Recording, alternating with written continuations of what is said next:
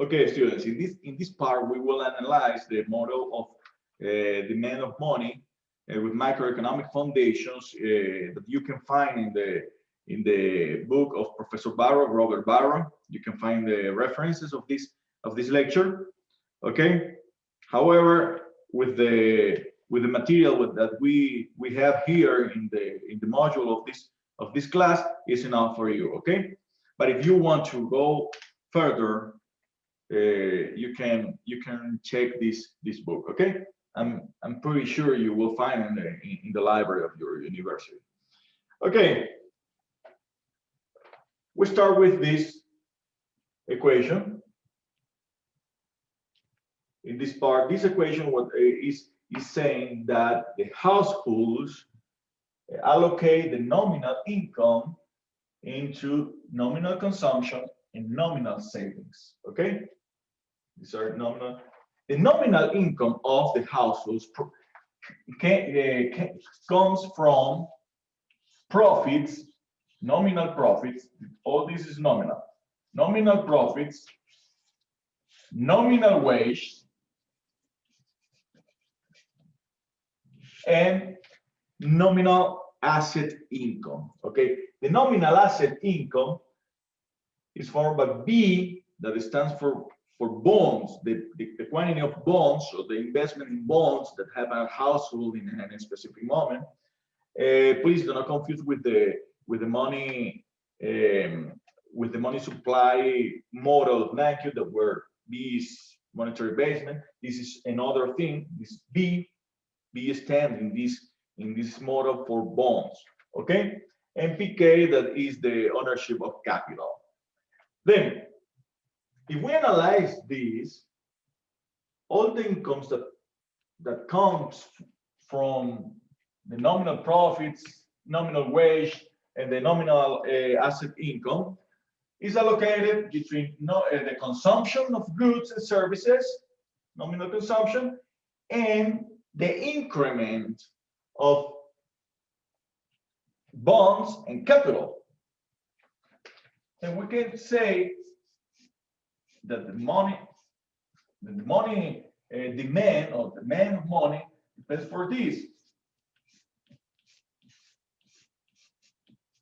Okay, this is how households allocate their income in the demand of money, bonds, buying bonds, and buying capital.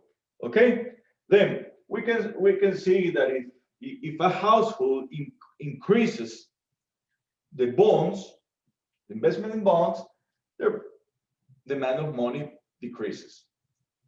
And if its demand of money increases, the bonds or capital service decreases.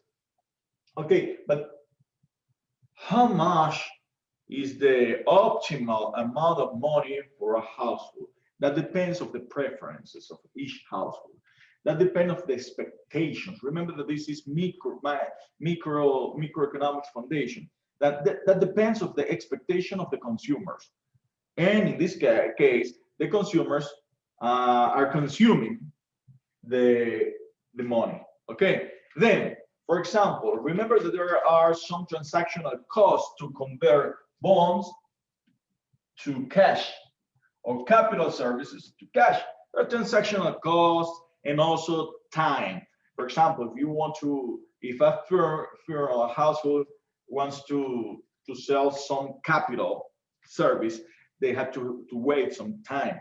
Or if they have to change for an emergency case, they have to change some bonds, some investment in bonds, they have to pay some fees because they are withdrawing the money before the date. Okay. All those transaction costs for convert B and PK to M to cash affect the preferences of each household. Okay. Then we can aggregate, or this money demand can be aggregated on this function.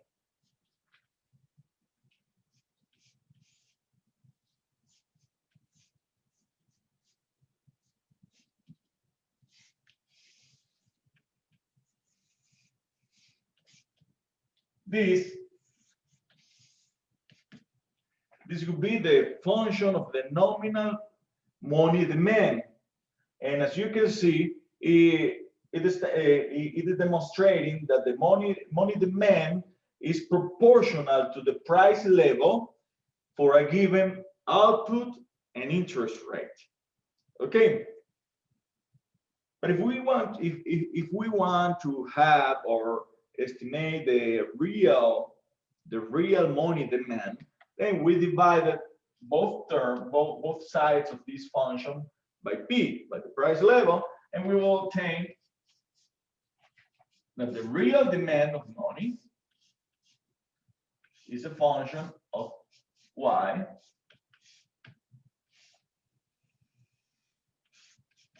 output and interest. Okay? Now, an important contribution to the analysis of macro and the increments on the price levels of this demand of money microfundation model is the determination of price level.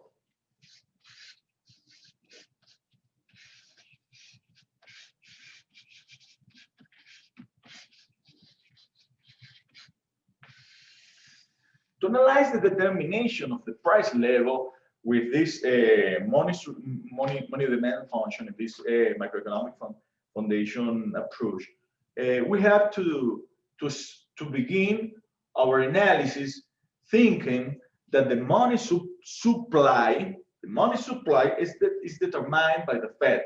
Then you cannot affect the money supply. Households cannot affect the money supply. The only thing that they can affect is the money demand through their preferences. Okay, if they change the preferences of how much cash they want to have in their household, that will change the money demand. Then the money supply is determined by the Fed or the central bank of the specific country. And we also start from an equilibrium market in equilibrium, where the money supply equals the money demand. Okay? We can substitute our money demand and we say money supply then equals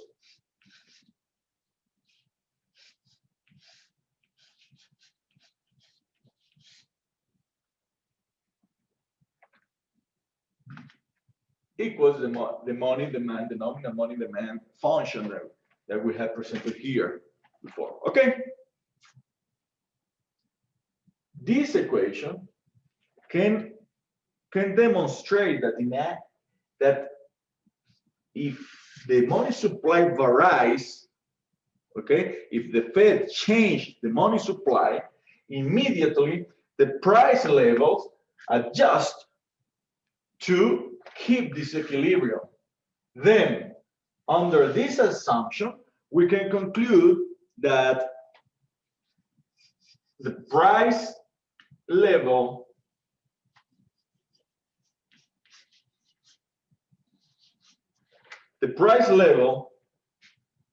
varies for keep the equilibrium in the monetary market, and the real wages also varies, okay?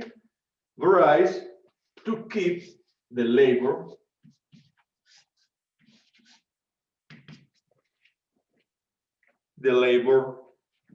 market in equilibrium, but also the capital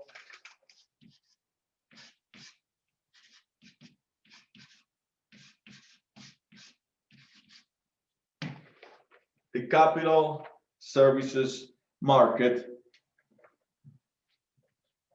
keep the equilibrium. Okay?